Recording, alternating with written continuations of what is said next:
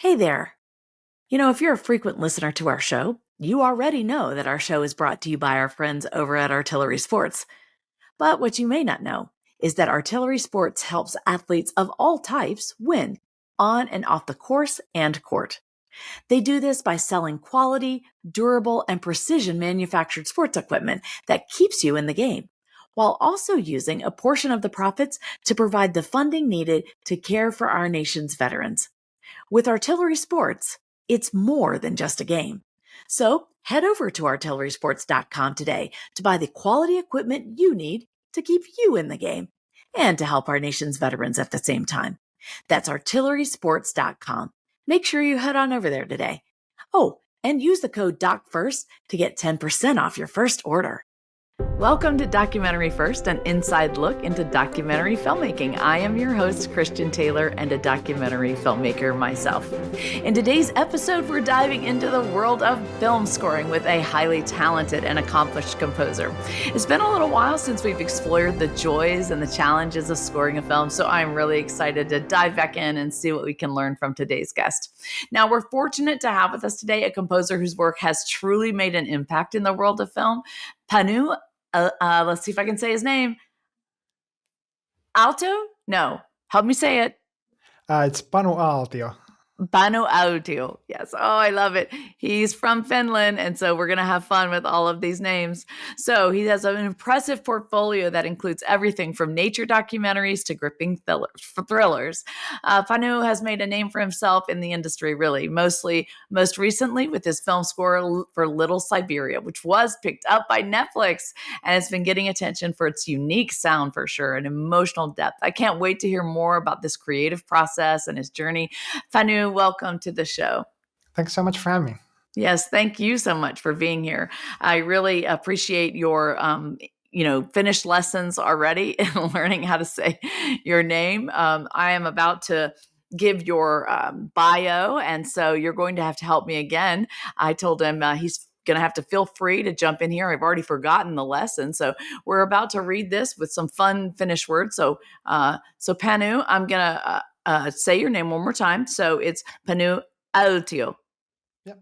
Did I get it? Okay. Panu Aaltio is a Finnish film composer based in Helsinki and Los Angeles, born in, let's see, say it for me. Nurmijärvi, Finland. Did I do it? Yeah, that's great. In 1982, he began studying the cello at age 6. He later studied music technology at the Sibelius Academy in Helsinki and film scoring at the University of Southern California, where he received the Harry Warren Scholarship for Excellence in Film Scoring. Aaltio has composed music for over 30 feature films, multiple TV series and video games, as well as a full-length ballet for the Finnish National Opera. His notable works include the Tale of Nature documentary trilogy, Tale of a Forest, Tale of a Lake, and Tale of the Sleeping Giants, for which he received the International Film Music Critics Association Award for Best Documentary Score for each film. Tale of a Lake also earned him Finland's, let's see if I can say it, UC? Mm-hmm. Yeah. UC Award for Best Music in 2025. Aaltio composed the score for Little Siberia, a Finnish crime comedy thriller directed by, now this is a tough one, Dome Karskioski. Yeah, almost Dome Karukoski. Dome Karko. Say it one more time. Dome Karukoski. Dome Karkioski. Oh, that sounds so beautiful.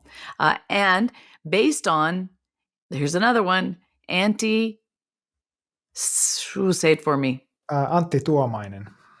Antti Tuomainen's novel. And the film was released as a Netflix original. And you can learn more about his work at panuaaltio.com. How'd I do? Yeah, that was great. Thanks. I still need a lot more Finnish lessons, I think, but that's a good beginning. Yeah. Definitely. Your language is absolutely beautiful. Oh, thank you. I'm glad to hear that. So when did you learn English? I'm pretty young because I wanted to play video games and they were all in English, so I just had to. And you still had those sort of early like adventure games where you need to like type in the command, so you actually need to know words. So I had a dictionary next to me, and because it was still like a paper dictionary, I didn't want to find the same word many times. So you actually learned pretty quickly to remember the names, and then I kind of just emulated the pronunciation from what I heard on TV. And Wow, yeah. that's fascinating. So, what were your favorite video games? What were the first ones that you were playing? Well, definitely remember playing like the Sierra adventure games. Like there's like Space Quest and all these kinds of games, and also like LucasArts. The adventure games were always my favorites, and there's like the Monkey Islands and like a bunch of a lot of them. And but there's I think my favorite game of all time is like Ultima 7. So I also like these sort of computer role playing games. So that was my childhood. A lot of video games, a lot of films as well, but I think most video games was probably the most that I did. Yeah. Do you think video games, the music in video games inspired you to, into Yeah. the love of composing? I'm sure because they had some really nice scores, especially like the adventure games. They had some really well done music and sort of very interesting, also sort of interactive music. So it was like there was a lot to love there. And so yeah, for sure, video games as well. But it's still like I'm sure film is like the source of my biggest inspiration for music, because it's sort of Sure. like that's where that's John Williams and all that stuff. So that I had to put that first, but definitely the video games are up there. Yeah. Yeah. Well, I don't know if you ever heard of the game WildStar, but have you ever heard of that? I'm not WildStar. sure. What? Well, I have the composer for my film, The Girl Who Wore Freedom, is Jeff Kurtenacker, and he is a video game composer, and he's been doing that for a very long time. And he wanted to make this jump over into filmmaking himself. So you should take a listen to The Girl Who Wore Freedom score because I'm Oh, incredibly proud of it. Jeff is an incredible composer. very Um, cool. I'll check that out. yeah, you guys need to have a conversation for sure because he the same. He loved video games, and so he's doing a lot of video game composing, but also film scoring. So he would love to meet you, I'm sure. Now, when I read that you started playing the cello at 6. Yeah. Yes, was that your first instrument?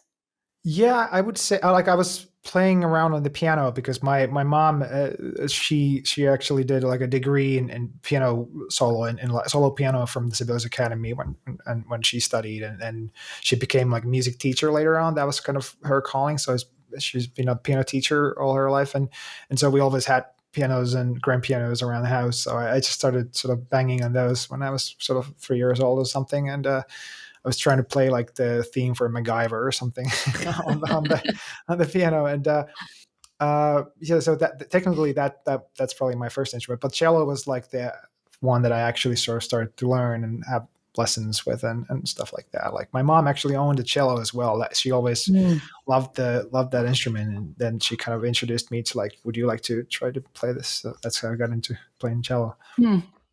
And so did you feel like you had a natural gift? Did you think, oh, this is what I'm going to do when I grow up? I'm going to, work in this field of music. How did it all develop?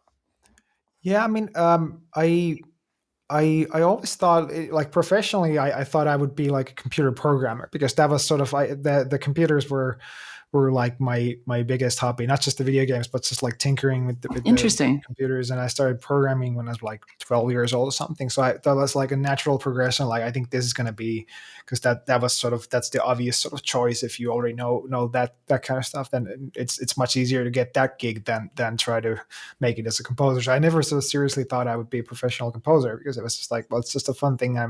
It's just another hobby, but I can't. How can you just decide I'm going to be a composer? Like that seems like very very tall order, and so. But yeah, it's sort of just comes from um, um, the music stuff comes from like a lot of things. It's the it kind of runs in the family, and there's a lot of musicians in family, but then also just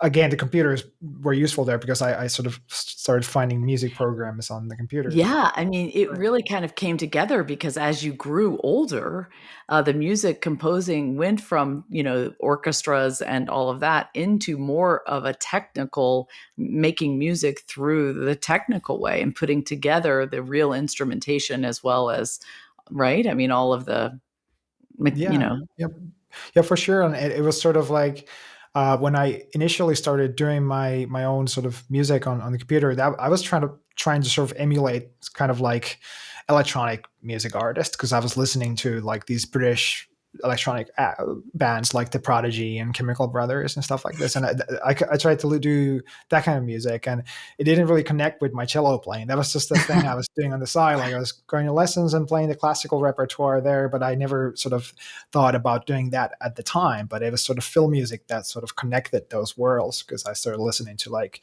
in the mid 90s, started listening more carefully to like what Hans Zimmer was doing and stuff like this. And it's like, oh, you can use synthesizers and orchestra in the same place. So maybe my cello and the computer, they're not separate after all. So it kind of started to click at that point. Interesting. So tell me about your journey actually. Tell me how it started from, you growing up and you decided, I'm going to do did you go to college? Did you go to music school? Tell me how it all happened and how did you go from, playing your cello in video games into now here you are, you have documentaries on Netflix, you've won all these major awards and you're barely 15 years old. I just don't understand how that all happened so quickly.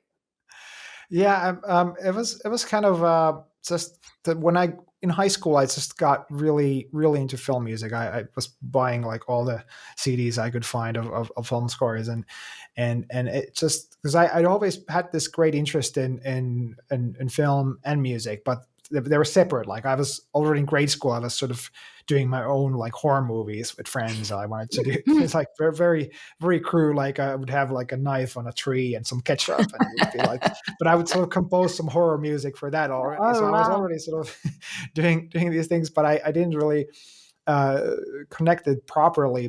But then during high school, when I really got into film music, I was sort of like, I really want to learn how to do this better. So that's why I applied to Sibelius Academy, which they don't have like a film scoring department, but they had the music technology department, which I thought like that's the closest thing for film music because you need that side so much and then you can sort of study orchestration and stuff like that on the side and that so I got in and that's kind of how I started studying those things and then I started looking for like where can I actually study film scoring. So then I started looking at universities abroad, and when I came across USC, it was sort of like, oh, now I can actually recognize some names. Like there was Chris Young, and there was like people I knew already as film composers. So I thought like I want to go there so I can learn Now, from was people. he a were they professors that you knew? No, it's just, I don't know actually what sort of the official term of like how Chris is credited at USC, but I mean he's obviously a very successful film composer. So it's like whatever lessons I can get from him, I would just love to do that. So and we had some really cool classes with Chris, and so it was kind of like exactly what I thought hoped it would be. So I could sort of get that sort of very practical knowledge from somebody who's like deep into the big movies and there are a lot of other great teachers there. Jack Smalley was amazing, and a whole lot of others. But so that was sort of my first.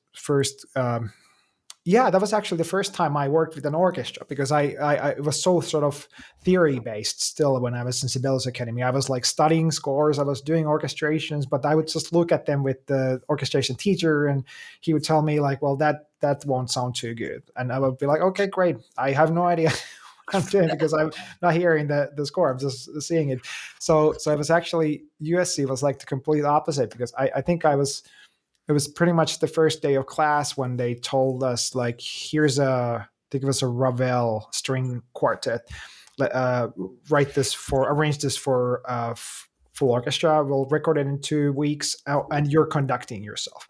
And obviously Wow. I've never done that, so I just quickly started to learn the patterns and how you move your hand and stuff like that. But it was sort of like that was, I think that's what I really needed at that point, sort of just get kind of deep into the whole sort of crash course on all things orchestral and just film scoring in general. And so it was very different from the pace before, but it was great. I really enjoyed that year. Yeah, so it was a year. Yeah, the USC thing took a year, and then I worked for another year on LA based projects, and but then I sort of just an assistant. But then I got my first feature film, which was by the same director Dome Karukoski who did Little Siberia, but he actually directed my first feature in. It came out in 2008, but we worked on it in 2007. So I got contacted by someone from the production company asking if I want to read the script and offer a demo because they were like looking at a few composers. Now, were And these composers in Finland or were they in America? I think they were Finnish composers, all of them. I maybe I got some sort of PR boost as well by being in LA. It was like, oh, that's cool. Like he's And were you in Finland at the time? No, I was in LA when I got Oh. the script. So I called Dome, like arranged just a call at a time that worked for both of us with the time zone difference, and just chatted with what he would like for the film. And I remember he said like this film is, because I kind of asked this question, which is kind of hard to answer sometimes, but he had a really good answer to the question of what is this movie sort of really about. And he said like he used this Finnish phrase which basically translates to as through victory, to victory through adversity, or something like this. And I just started thinking like, what does this sound like? And I had just seen a sci-fi film called Gattaca, which has a Michael Nyman score with this sort of very sort of minimalistic string arrangements, and which have this sort of very emotional quality, and I felt like that had some of that quality. So I started like, I probably should sort of riff on that feeling somehow. So I started writing a demo based on that sort of just feeling. It doesn't really sound that similar, but it was sort of just a starting point of like how I want the music to feel. And then Doma liked that and picked me for that. But that really goes back to when I got into Sibelius Academy. I told the head of department there that I would love to study film scoring specifically, and I was asking like, can I get like a composition teacher for that? And he said like, well, who would you want to have? And I was like, can I have anybody? And I was like, well, you can ask, and if they say yes, we'll sign it on. So I called like who was my sort of Finnish film composer hero, Tuomas Kantelinen, who I already knew as someone who had written sort of amazingly beautiful melodies and just like big orchestral scores. So I called him up and I said like, hey, so can you teach me film music? And he kind of became my mentor. Hmm. But what he immediately said is go right away to the local film school and just offer to score all of their like whatever short films they have. Just offer to score all of them for free, and sort of just get the experience. And I think that was the most important advice I got, because it's not only did I learn so much just working with all those people, but it was those connections that happened on those short films that led me to get that first feature film like Is 5 years. that right? Is that right?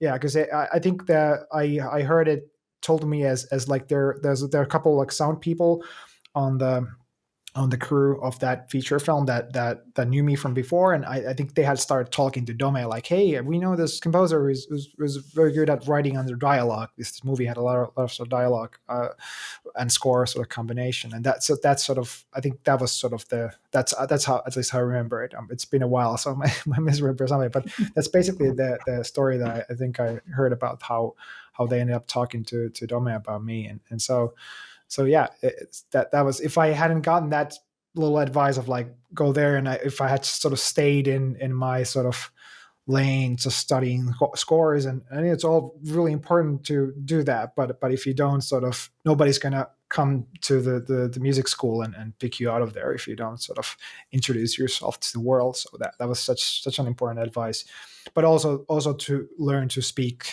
the language of directors. That was also like so important. And it's also like it's a good way to get out of your head a bit about like, at that point you'll have a lot of ideas of I want to write this kind of film score and this kind of film score, and you kind of impose those on the projects you work on, and it leads to some problems because it's like the project maybe doesn't need your big orchestral moment at the.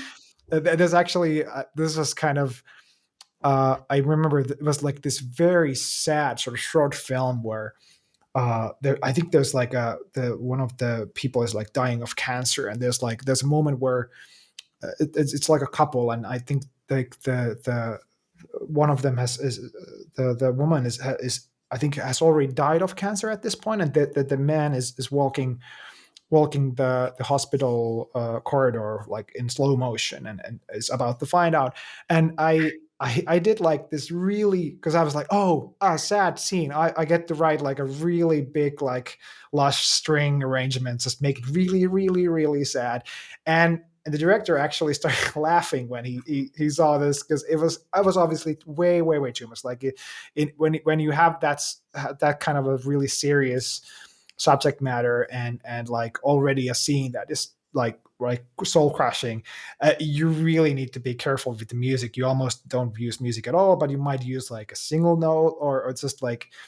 But I didn't have that experience, and also I really didn't see past my own sort of like wish to just I want to write that big sort of beautiful like adagio for strings type like thing, like.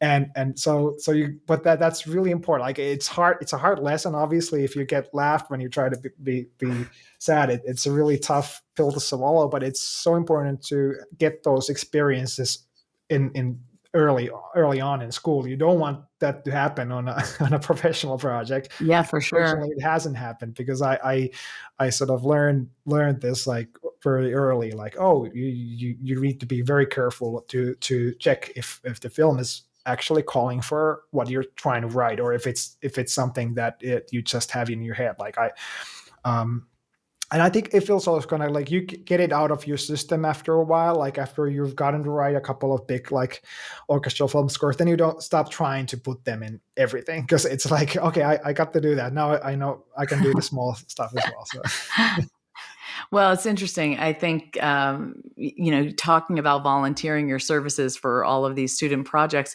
you must have worked with lots of different directors. So learned, and each person must be different to direct with. I know that I only have one experience so far working with Jeff Kurtnecker, like I talked about. And I know that we had to figure out, I had to learn how to talk to a composer, and he had his own way of working. So you must have had to learn a lot from how to work with different directors. What was that like? yeah, that was definitely many different styles of directing at that point. And it's also like when you're in when you're working on student films, it's also that the directors are often very very sort of anxious about everything, and it's sort of this, just everybody is really anxious. So it is like actually some ways much tougher to work on those than it has been to work on professional films, where people are really kind of know how it's going to go, and it's not going to be so it's not that nobody's like freaking out all the time, at least usually. So that those are really those are really sort of complicated to navigate in terms of like the dynamics of how you almost need to be sort of a therapist as well as a Yeah, yeah, composer for in sure. those cases. So, but yeah, it was just I didn't sort of really know. I don't know if I can sort of categorize the different directing styles. Obviously, there's people who are sort of more micromanagerial in some ways, and then there are people who are more sort of relaxed about like letting you. But I think it's also like on the student films, it was everything was sort of very micromanaged. I felt like, and then it was sort of like when you get into feature films, obviously just the length itself means that you cannot sort of micromanage everything. So that it by nature it becomes more of your own sort of thing. But I think.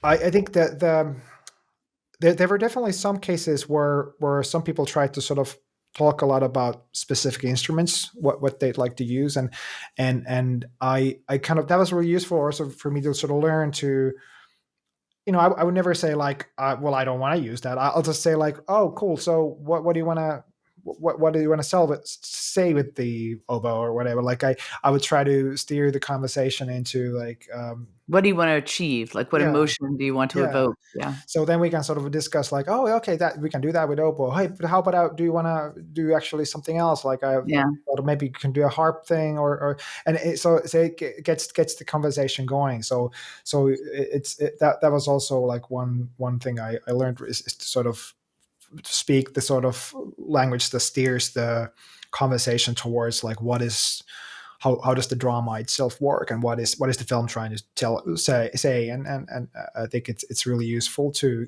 get out of the very specific technical terms. I mean, Right. sometimes there's just a thing that the director really wants, and that's fine. But just I usually try to find if I can just somehow understand better where is it coming from, because then I'll be able to also like do things around it that make sense because it sort of supports the same idea.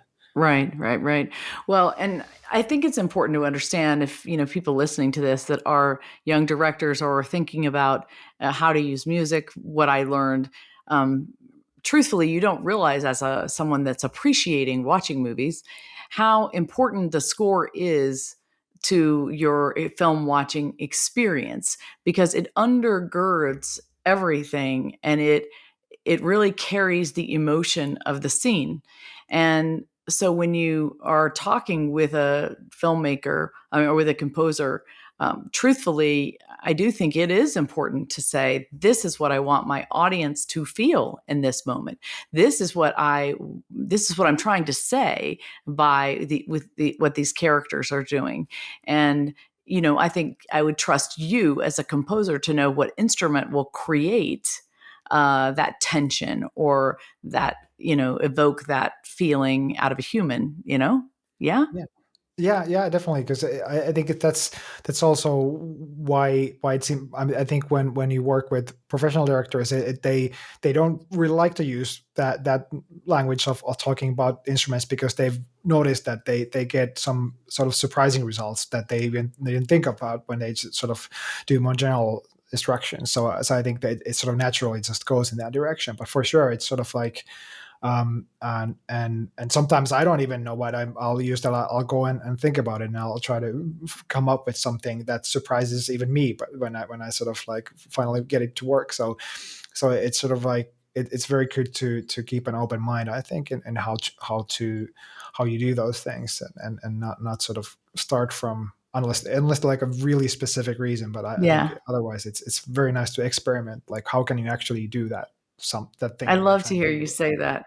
It's the creative process. Like, you don't even know in your mind, Yeah. you've got this script, and nobody's really giving you a lot of direction, but I can just imagine you going in there with your instruments, and you're thinking in your brain, with your own emotion, what this character might feel or what this moment might call for. And yes, you something may surprise you even as your brain is trying to create something. Yeah, for sure. It's like, and I think that there's definitely good examples of this, like in my this latest Netflix project I did, Little Siberia, because I that basically started off as we didn't even have any sort of temp music. Dome, the director, said like he had listened to a lot of things, but on this particular project he felt like there was nothing that was sort of existing that really fit the film. So we really need to sort of invent the language, and I just started trying out all kinds of It weird is so instruments. different, the music in that film. Very, very different. And the way that you used it, it it's more of a character in the film, I think. Yeah, I would say, It yeah. it's not invisible, let's say. A lot of times music, I think, is invisible, and it's meant for you kind of not to notice it. I Mhm. mean, but I feel like this music was meant to be noticed in a way, because it clearly is making you feel, I don't know, it's just more part of the scene. Is that meant to be? Yeah, I mean, it's sort of like because the music is also kind of providing the voice for the meteor, right? So we need to make Yes. rock a character. So it is sort of like that. Okay. That's how that I thing got it works. then. Yes, it did. It worked. It Yeah, worked. You were a that's good to success. hear. That's Awesome. great. Yeah, it's a very quirky movie. I will say it's challenging because it is overdubbed. I will tell people, it is on Netflix. All you have to do is Google Little Siberia.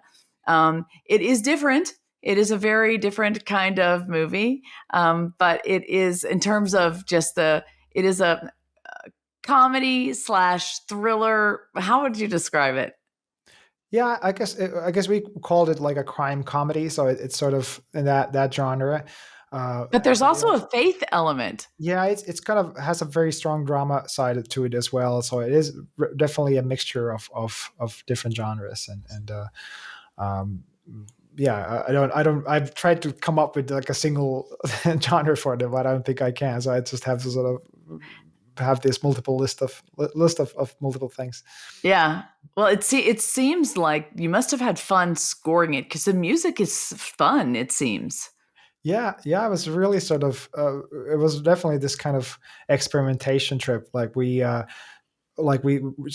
just started trying to find instruments that worked somehow because we didn't have any sort of specific reference in mind. And I think the first one we landed on, I was playing some like gamelan type percussion loops, which obviously those have nothing to do with like Finnish folk music or anything, but it was What like, what what instrument did you just mention? yeah, it's like in gamelan music. That's like in Indonesia, so it's like a very different region for where that kind of music is played. But they have these sort of metallophone percussion instruments that have really interesting sort of sounds. And for Dome, it kind of reminded him of like icicles. And this takes place in obviously in a very cold part of Finland. And Yes. so we wanted something that brings the environment to life as well, and so that's just somehow fit. And so I was like, oh great, now I at least have like a percussion loop, and I need to start building the rest around this. And I really started thinking like, what can I do out of that, and I sort of tried to kind of just get like the sort of the melody, if you will. And it doesn't really have a melody, but the loop kind of had like a melody. So I was like, I'm gonna try to make this in different instruments, and I kind of just started taking like whatever I could out of that. And but it was really useful because I started composing very early. Like I think the editor Harri Ylönen, he started editing the film in the spring, because the film came out like at the like start of this year, but it was like spring of 24. Like, so it was kind of quite early when he started editing, and I started writing music, because the idea was to also temp like the music that was going to be in the edit was going to be all from me. So we wouldn't use any kind of outside temp score, because we wanted to really build the sound from scratch. And so I was writing very early, and but we kind of did like a very sort of Finnish style summer vacation. Like everybody went away for July, so I was just like, for start of July, we were just like, I'll see you in August. But that was actually amazing, because I had worked on the film long enough that I had sort of engaged my subconscious to really work on the film. So it's like week 2 of my summer vacation, when I suddenly like have this realization that, oh, I want this Finnish folk instrument jouhikko, which is this sort of very uh, uh, sort of rudimentary sort of string instrument, which has this like really interesting sort of raw and earthy sound. And I was like, just came out of nowhere. I hadn't even thought about the film, but I was sort of like, I need to do that. And I started listening to some jouhikko music, and Do you have one of those lying around? no, I called a friend who is a great player on that. So I didn't write on the instrument, but I wrote a melody for it, just with a sample that was sort of in that direction, kind of similar instrument. I used the sample to write the melody. Like the first day I came back from vacation, I was like that, and that became the main theme, because I had been the whole beginning period from the spring from to July. We were doing all kinds of demos. I think I'd written like over maybe 1.5 hours of music already, all kinds of tests, and I still didn't have like a main theme. I was like, I don't know, this is really a tough one to find a main theme for this film. And it's literally like the first day I got coming back from vacation, because my sort of subconscious had solved the problem for me. And I just wrote it out, and I played the domain like, oh, that's it, let's go let's go with that. And so but so it's really it really, for me, it really showed the importance of like developing ideas early, because I really love it when you sort of your brain starts to work for you even when you don't even notice it. So it Yeah, really feels like the music is sort of flowing out of you more easily at that point. that's really great. Now, did you read the script and that's when you started, or did you see the footage and that's when you started? I did read the script. That was actually in summer of 23. So that was even before they were shooting the film. So we kind of had a first meeting with Dome, and they were still sort of thinking, I think, I think he said, like, you're probably the only composer we're talking to, which kind of is stressful. Like, oh, can I really screw this up now?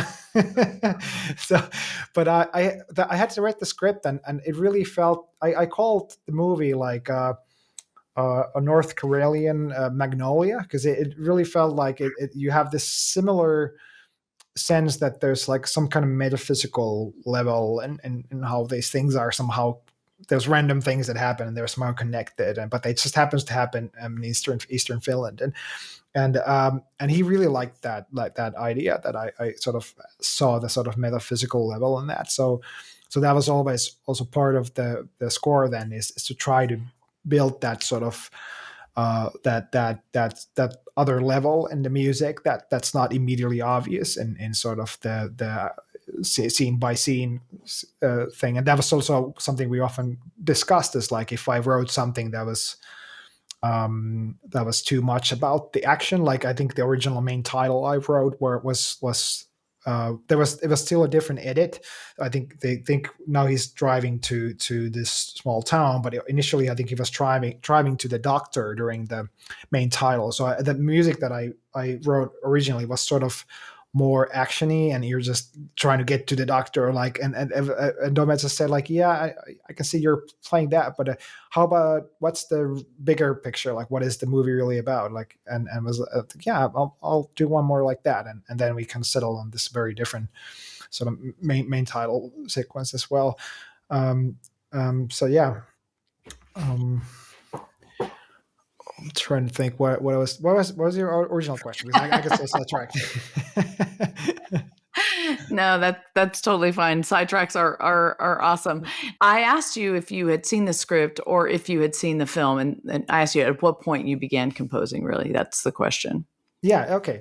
So I think we sort of were toying with ideas based on the script as well, but because it was so early, I didn't do much at that point. It was sort of when in the spring of 24, when they started sort of having some dailies and stuff, like I could actually watch to get some kind of idea of what's happening, and then Harry, the editor, started like putting some sequences together. That felt like the natural point to really start uh, sort of progressing the music a lot. So we definitely had discussions about the instrumentation and other stuff like that, but we kind of waited until I had something to look at. Sometimes it's nice to start with even the script, like the music that the first feature that I did, that Dome also directed, and in 2007. The music that I wrote for that, based on the script, that's still in the film. So sometimes it works, but I think very often what happens if you do music based on script, it might just be sort of wrong, because there's so many things you're still taking based on interpretation. But I do like to start early, and sometimes even write based on the script, because it's sort of like that's time you can spend on sort of coming up with ideas that you can use in so many different ways, and you'll always usually find, if it's a good idea, you can adapt it to whatever the film calls for. You just change the context completely, and Right. it suddenly works. So I think I've become more of a fan of actually starting really early and just building this kind of this bank of ideas that you can draw from, because it's really nice to, when you're in the middle of a scene and you're suddenly like, oh, I don't actually have like a motif or a melody for this thing, and I need it. Then you go look at the all the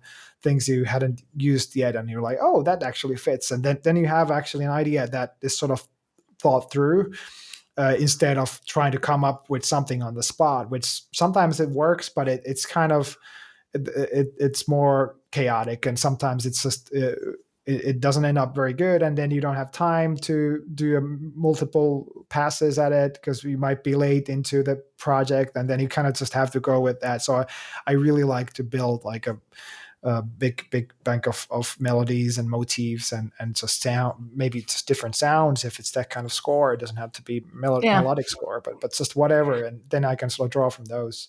I like working that way too. I worked that way with Jeff, and I like not working with a temp score. So we did the same thing with Jeff. We asked Jeff to give us music from the very beginning and kind of develop a theme, and then we started editing with his music. And uh, he actually ended up liking it. I couldn't believe it, but yeah, it was a great way to work. Now we have about 10 minutes left. There are so many questions I have left for you. So I'm going to just like fire questions to you this time, and you got to give me short answers. So, what I want to know is when did Netflix pick up this film and what was that like? But you got to be short. Yeah, I mean, this is originally a Netflix project already, so we know from the get go. So it was something that Netflix sort of commissioned Oh, from okay. So it Swedish was, investors. they bought it based on the script. Yeah, I think they basically, yeah, that's true. Oh, wow. That's amazing. So, what did it feel like to know that you were scoring a film that was a Netflix original? Like, were you so excited?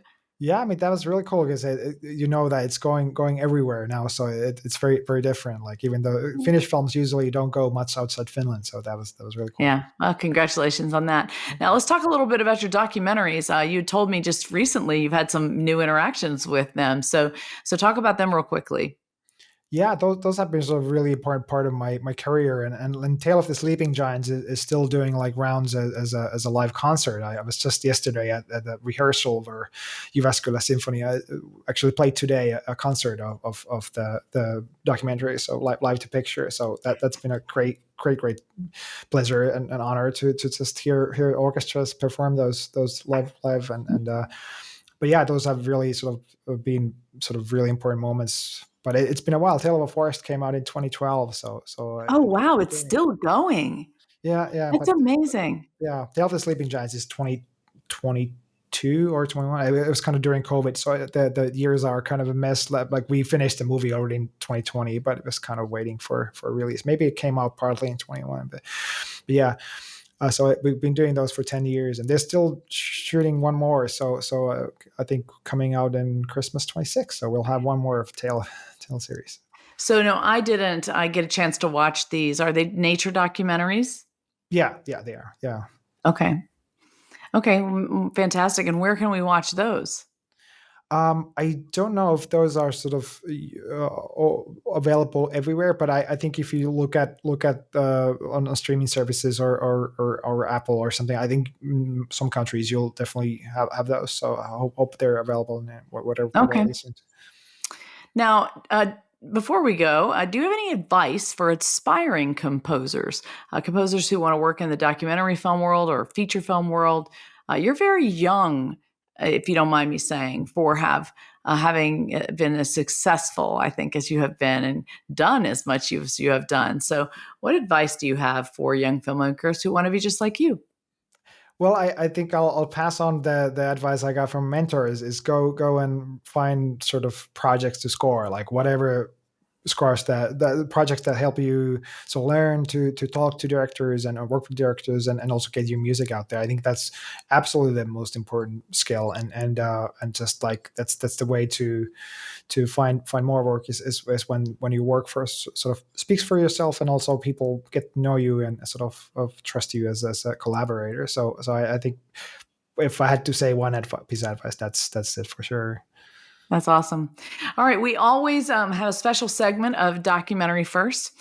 This segment is called DocuView Deja Vu. And in this segment, we ask our guests for their favorite documentary. And I wonder if that has a favorite score in that documentary. Probably so. So, did you bring one to share with us? Yeah, I think it's hard to pick a favorite, but I would pick the movie Oceans because the Bruna Coulet score in that was really influential for the Tale of series of feature films. That I think that when we were working on the first one, the director asked me to sort of watch that as one reference, and it really made a big impression to me how the music was sort of very sort of cinematic and also very sort of expressive, and it was just sort of like the kind of style that I really adopted for my own work with the nature stuff. So that's why I picked the oceans. Okay, it's a good one. All right, now, do you have any other projects you want to tell us about that you're working on or that you are able to tell us about? I guess it's the stuff that I'm working on right now is kind of hard to say. They usually don't want me to talk about I before it's out, figured. but I can. I think I mentioned what I said already is that they're doing a new tale of a movie. So I think there is going to be a new nature film next year. So with that kind of score. So I'm really looking forward to that. So Okay. that's Do you ever play live? Do you ever have your music play live or compose it live, like direct an orchestra live? well, I don't conduct it myself with the concerts, but yeah, the nature films we're all being played live to picture Okay. with an orchestra. So they But just probably usually in Finland. yeah. Well, we're actually looking at having concerts abroad for Tale of the Sleeping Giants right now. So I don't have any places to announce yet, but we're definitely looking at getting some concerts abroad as well. Now, I'm sure people could probably find out or follow you by going somewhere. Can people find out more information? Where would they go? Yeah, I think my homepage, panualtio.com, that's the best way to start. And I'll try to keep that updated. I think I still need to add a little Siberius. I need to go add that really quick. But Okay. that's Well, just, and we will put that in our show notes, as well as the other things that we've talked about that you have worked on. It really has been a pleasure speaking with you, and I could talk to you for so much more time. I wish we did have a few more hours. We could talk to you about all the other things that you have worked on. You're fascinating and clearly a talented individual, and so thank you for sharing your time with us today. thanks. It's been great talking to you. Thank you so much. Yeah. All right, everybody, thank you so much for listening to Documentary First, where we believe everybody has a story to tell, and you can be the one to tell it. Bye, everybody. Follow Documentary First on Facebook, Instagram, Twitter, and LinkedIn. This podcast was produced by Documentary First, edited and mixed by Jason Hoban, with music by Jeff Kurtenacker.